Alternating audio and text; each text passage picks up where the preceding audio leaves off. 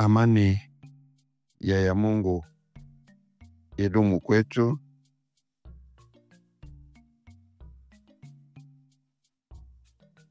Ndiyo walimu mbalimbali,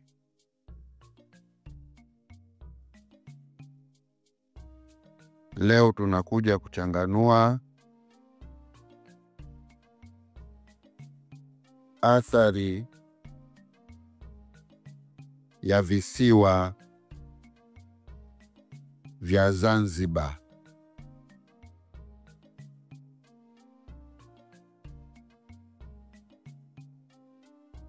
Leo tunakuja kuchanganua athari ya visiwa vya Zanzibar.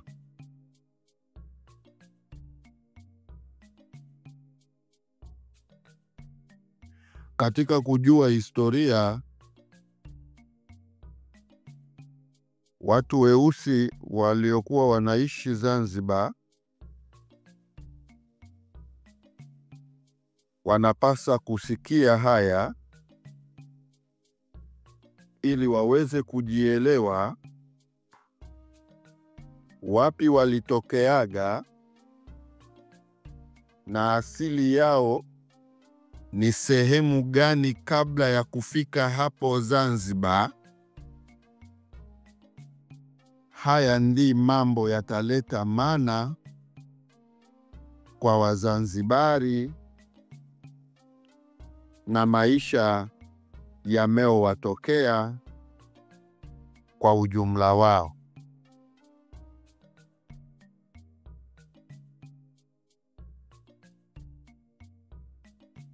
Wazanzibari wamegawanyika vizazi. Wazanzibari wa Unguja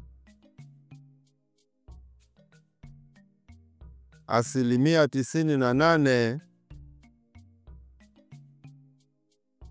ya watu wale ni kutoka bara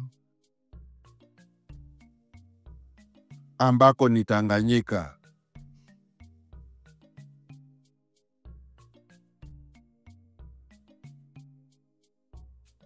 Asilimia kubwa sana ya watu wote weusi walokuwako mazingira ya Unguja ni watu waliyetoka ukanda huu unaoitwa bara, ambayo imeitwa Tanzania bara kwa leo.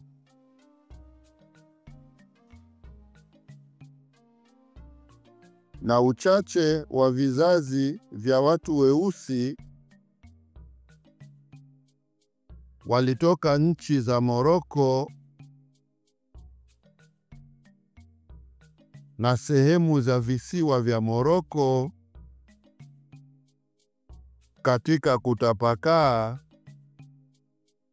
kwa vizazi hivyo na hatua mbalimbali zilizopita huko zamani.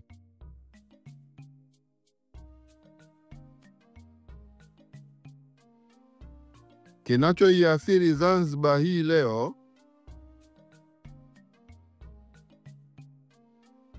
ni kitu kikubwa sana, na wamefikia kuwa wanajidaia jambo ambalo hawana elimu nalo, na jambo hilo ni kumbo ya kuamini iliyokuja kipindi Waarabu wanakuja kwenye hatua zao kwenye zama hizo za kitumwa.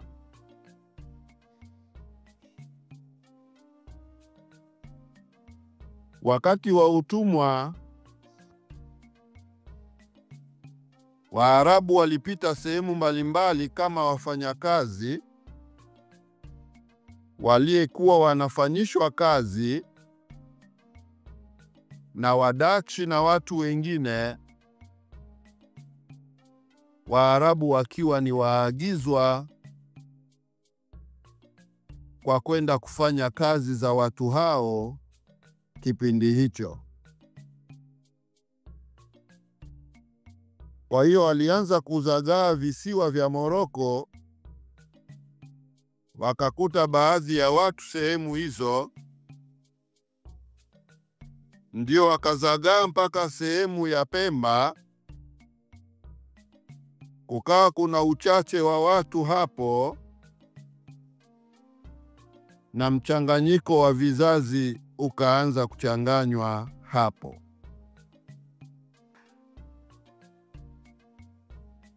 Baada ya mchanganyiko wa vizazi kuchanganywa, Waarabu walikuwa na maadili yao. Yale maadili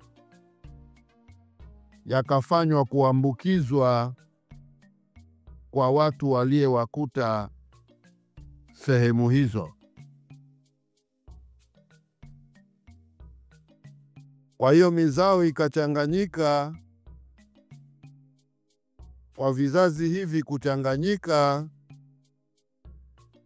na kuwa pamoja kwa kuzaana. Hivyo hivyo ndio wakaja mpaka Unguja,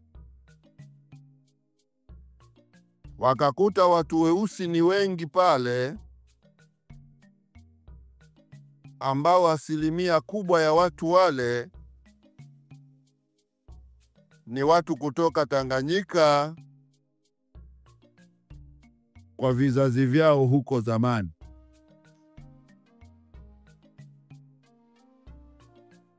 Waarabu wakaendelea kuweka maadili yao kama ilivyo desturi. Maadili hayo yakazunguka ndani ya watu wote walokuwako kwenye mazingira hayo. Leo hii Mzanzibari anajidaia maadili ya Kiarabu, anayaona ndiyo msingi wa kuishi, kwa sababu alishapoteza historia ya utu wake kabla ya Waarabu kuja. Ikiwa kwenye hatua hii ya kuamini, ameshikishwa imani ambayo ni himidi kwa Mwarabu, na yeye mtu wa Unguja akafanywa imani hiyo kuwa ndia kwake,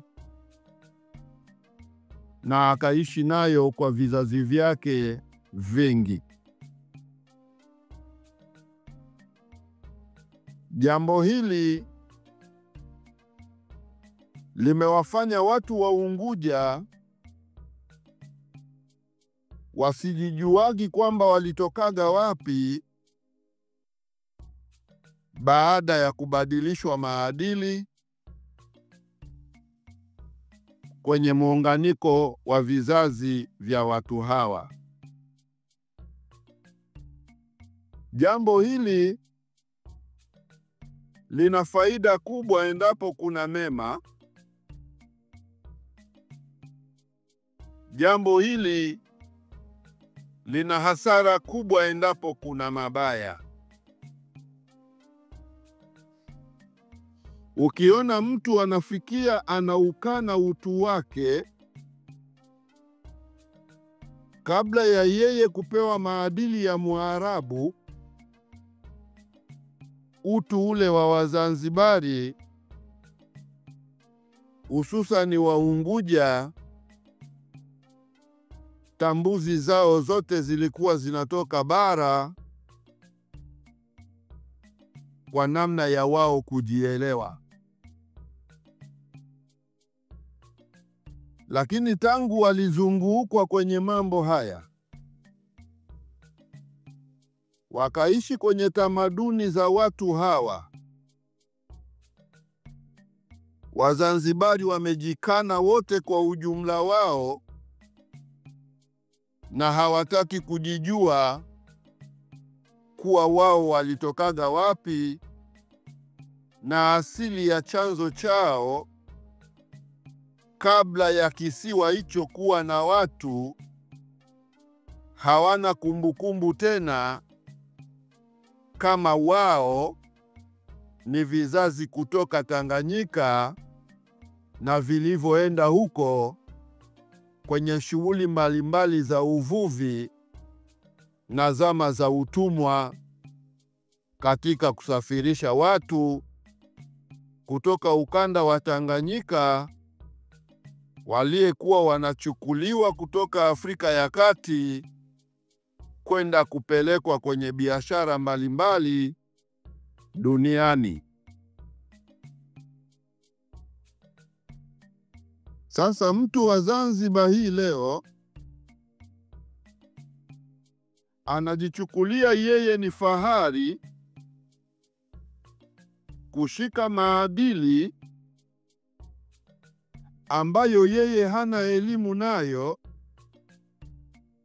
na hata ukimpa maadili yake utaona atayakataa kupitiliza kwa sababu hana kumbukumbu tena kabla ya hapo nini kilikuwepo.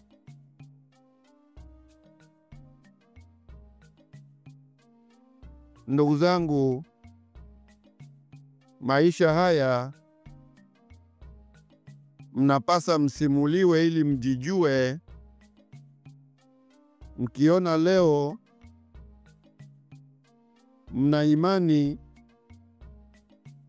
mkasema mnaamini Mungu, mlikuwa mnatakiwa kwanza mjue Mungu alikutwa anaabudiwa bara hili la Arikasi ambalo lilikuja kuitwa Afrika na wakoloni na mipango yao. Ukisha kuwa huhitaji wewe kujua Mungu alikuwa ni nani kabla ya wakoloni kuja, wewe huwezi kujua Mungu kwa chochote utakachoamini na kuhimidiwa kwacho. Kwa hiyo unachopasa kujielewa, wewe ulioitwa Mwafrika, kuwa na akili ya kujikumbuka na uondoke kwenye misiri za kujikana, kwa sababu watu wenye misiri ya Zanzibar wamefundishwa namna ya kukana utu wao na kushangilia utu waloletewa, wakihisi hayo ndio maadili mema. Kumbe maadili mema yanatokana mpaka mjue uchamungu ulikuwa wapi kabla ya dharuba za kikoloni hazijaja. Na bila shaka, bila nyinyi kujuaga jadi, nyie wote hamtojuaga mnachokiamini, kwa sababu jadi ndo ilikuwa na maelezo ya Mungu aliyeumba viumbe vyote. Namna gani alifanya viumbe vikawa, nini na nini kilifanyika mpaka viumbe mkatokea. Historia ya jadi imefungua kwa kiwango kikubwa. Lengo ni nyinyi watu mloacha utu wenu mkajihisigi hamkuwaga na kitu chochote, ndiyo ikawa sababu ya nyie kuvamia maadili ya watu wengine kuyafanya kuwa maadili yenu. Kwa hiyo Wazanzibari wameathirika kwenye hatua kubwa kupitia duru la kiimani. Wao wanajiona wako sahihi kukaa kutetea na kujitetea ndani ya imani hiyo.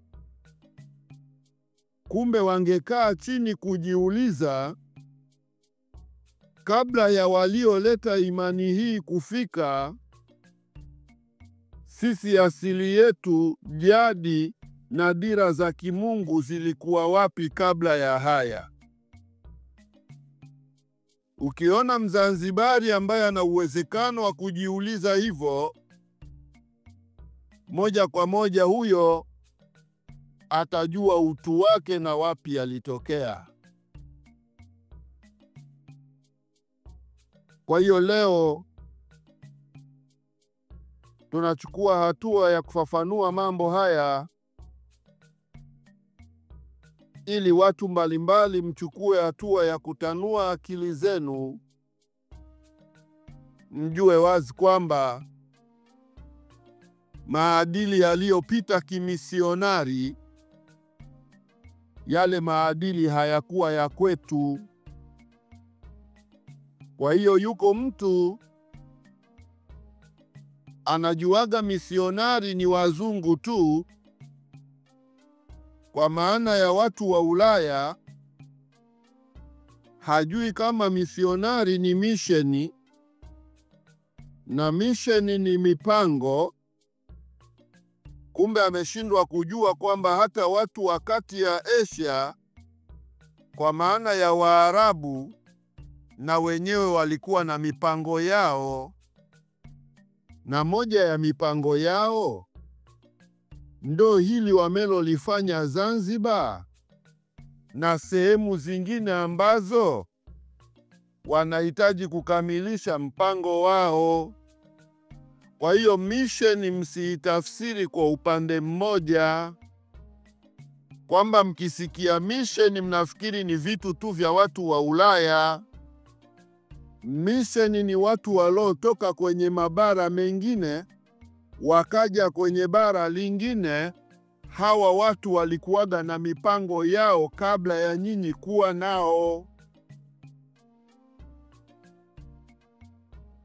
Yote haya mtakaa chini kuelewa, na mkipitia masomo mbalimbali kwenye taratibu ya jadi, mtaona akili zenu mtatokea kujijua kama Wazanzibari.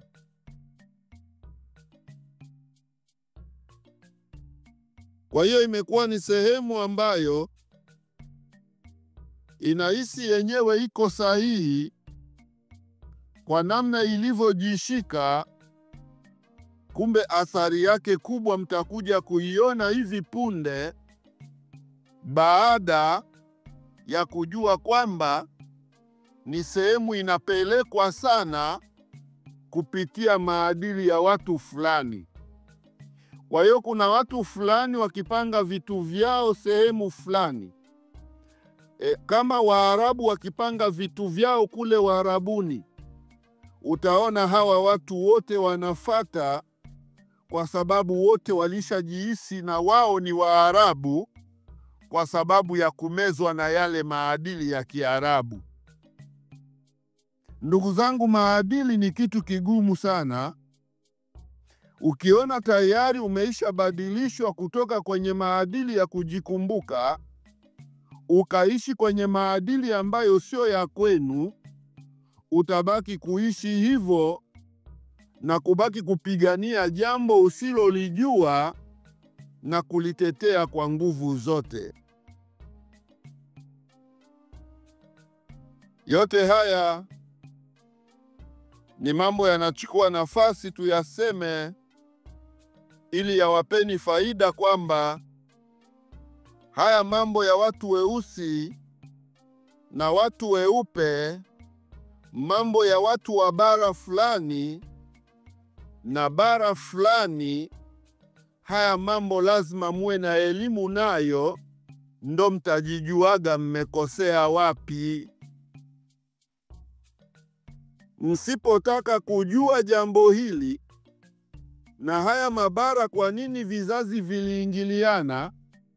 Kwa nini dhuluma za ukoloni zilitokea? Mkikaaga hamtaki kujua haya mambo, mtabaki kuishi kuwa dudumizi wenye athari kubwa isiyokuwa na utatuzi wa baadaye. Kwa hiyo leo hii yuko mtu utaona anakaa anatetea na kusema kwamba Mwarabu yeye hakushiriki utumwa, anajitahidi kumtoa kwenye dhambi alokwisha kuifanya kuliko kumrekebisha ili tuishi pamoja kama ndugu. Yeye anamtoa kwenye kosa ambalo amelifanya kweli. Hii ndo athari ya kumezwa na maadili. Hii ndiyo athari ya kumezwa na maadili. Kwa hiyo Mwarabu akishakupa maadili yake, moja kwa moja huwezi kukaa kuona makosa yake wala mabaya aliyoyafanya, kwa sababu we unahisi alichokupa ni chema zaidi.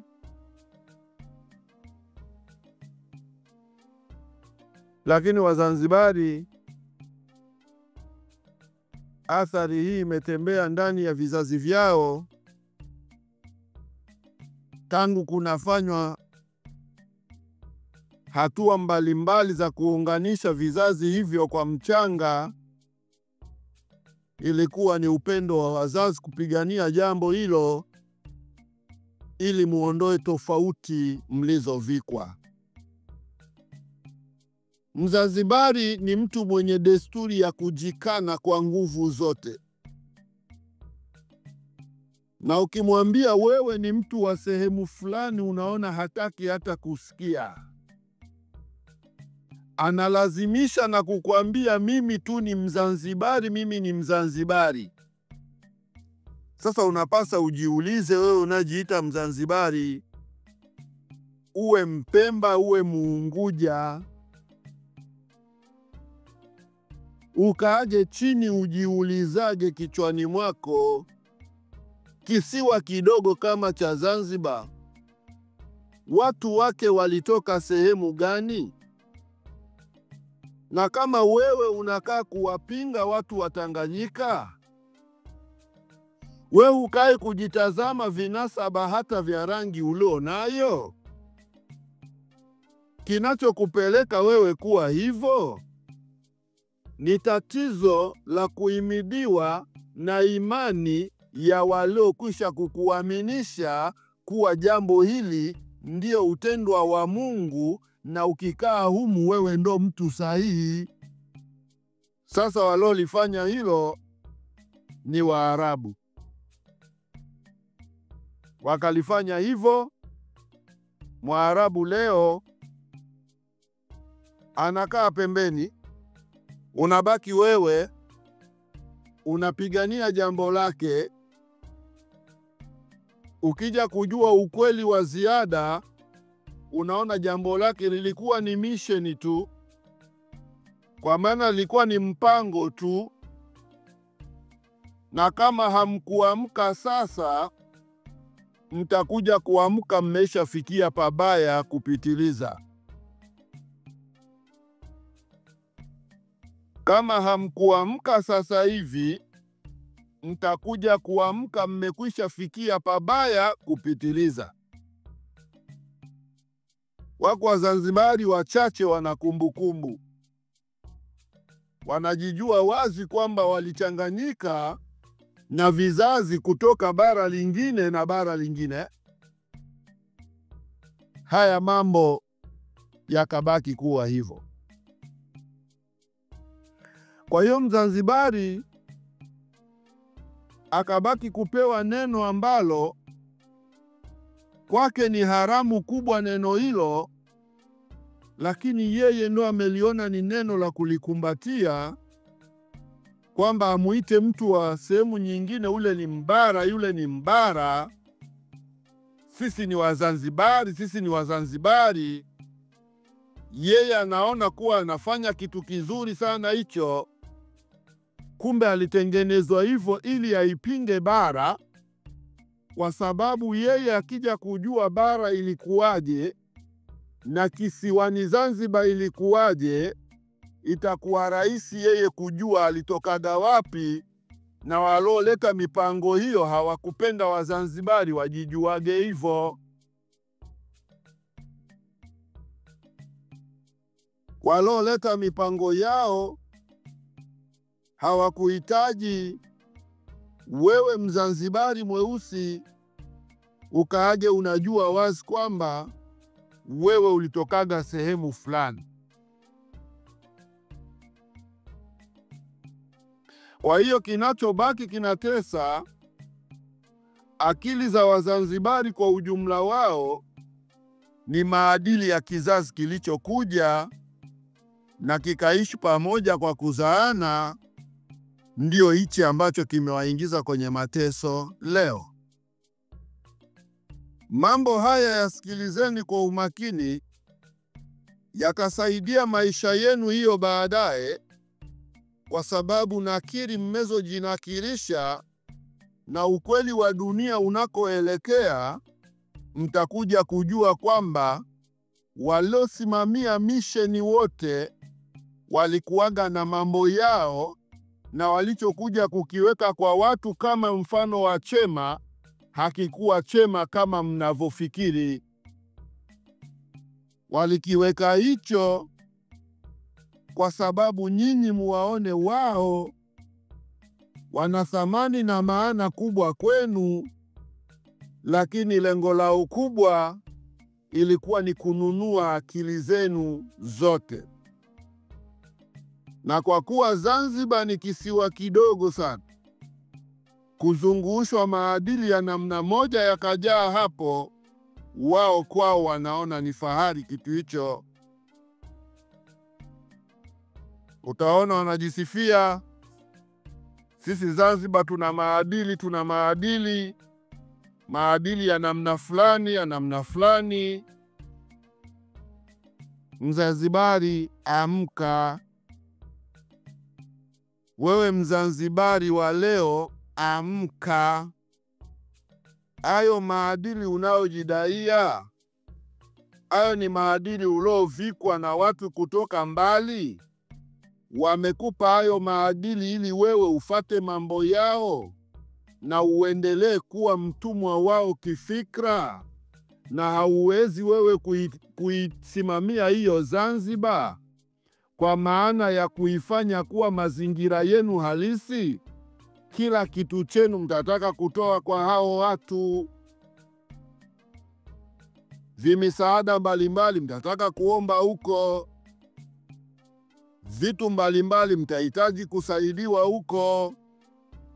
Sababu kubwa, mmekwisha zungukwa akili yenu na mkajiona ni sahihi kwenye hicho mlichozungukwa. Ndiyo tabu mmeyoibeba kama Wazanzibari. Kwa hiyo yote haya kaeni myajue, yatawasaidieni kwenye maisha. Ukiona Mzanzibari anatumia nguvu sana kujitenga, kwamba asionekane yeye anahusiana na mtu wa bara, kinachofanywa hivyo ni maadili aliyowekwa, na hawa waliokuja kumpa maadili hawakuwa wanataka yeye ajue alitokaga wapi. Kwa hiyo mbinu yao ikaishia hapo, kumpa Mzanzibari maadili na abaki kuyaishi hayo maadili kwa nguvu zote. Kwa hiyo Mzanzibari anatumia nguvu kubwa sana kuyaishi maadili ambayo sio yake, ambayo ni maadili yaliyoletwa kwenye misheni kikoloni zamani. Lakini yeye sasa ataona hayo maadili ndio ya kicha Mungu. kwa sababu yamempa maneno haya na yale. Mzanzibari, tafuta uchamungu, tafuta jadi. Ukitafuta jadi, wewe utajuaga uchamungu ulisemwa na nani na ukoje, na Mungu anayepasa kuabudiwa na viumbe vyake ni Mungu yupi. Nje na hivyo, unakuwa tayari umeyaishi tu maadili ya watu, na maadili hayo sio uchamungu.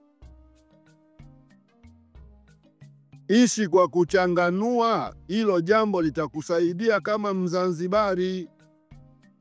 Wazanzibari watumia akili wako wengi, na wenye uchanganuzi vichwani pia wako wengi. Mlosoma tamaduni hizo za kigeni pia mko wengi, lakini pia ijueni na tamaduni iliyokuwako kwenu kabla ya hizo tamaduni zingine kuja. Mkilijua hilo, mtapata nusura ya kujitambua kama Wazanzibari, na mtajijuaga mlitokaga wapi baada ya nyie kusoma jadi. Kwa leo hii mnasaidiwa, mnaambiwa tu andikeni jadi yetu hapo YouTube, muendelee kusoma kwenye Habari Wazi. Mtaona masomo mbalimbali ya kuwafundisheni ni namna gani hatua mbalimbali zilifanywa kwenye hii dunia kwa ajili ya nyinyi mje muupate ukweli.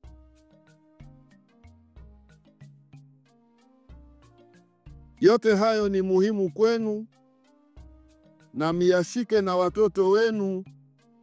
Haya hayako kisiasa, ila mnaambiwa kuwa ni athari mloibeba wenyewe, na majibu yake mtakuja kuiona ima kuyaona baada ya nyie kupinga ukweli. Niwashukuru ndugu Wazanzibari wote na waja wote ambao tumeweza kusikiliza hoja hiyo. Majibu halisi ya hatua hiyo yamekaa yako hivyo, na huo ndio ufasaha wake. Asanteni.